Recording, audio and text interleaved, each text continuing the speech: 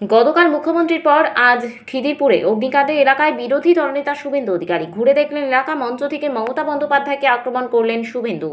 করেছি আজকে আমাদের যে অগ্নিসংযোগ ঘটেছে আমরা বিশাল বিপদের মুখে আমরা বিপদের মুখে এসে গেছি, কারণ আমাদের আরে জায়গা না দিলে কি করে নিয়ে যাব? সামনে জল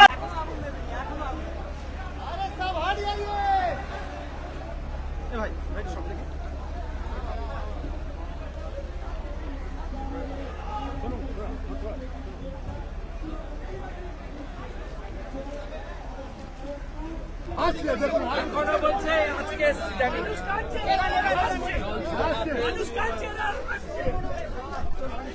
मार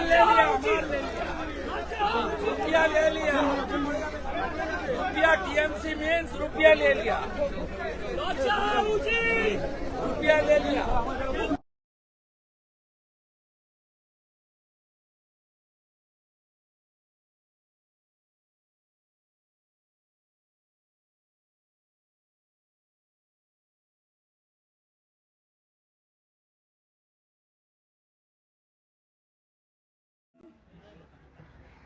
দোকানদার ব্যবসায়ী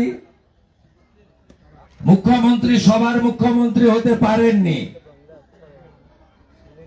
মুখ্যমন্ত্রীকে তো বলেছিল বাংলার মেয়ে। কেন মুখ্যমন্ত্রীকে কালকে 1000 পুলিশ নিয়েছে দড়ি বেড়া ঘিরে বক্তব্য রাখতে হয়েছে আর আপনাদের ধমকাতে হয়েছে? কেন ধমকাবেন?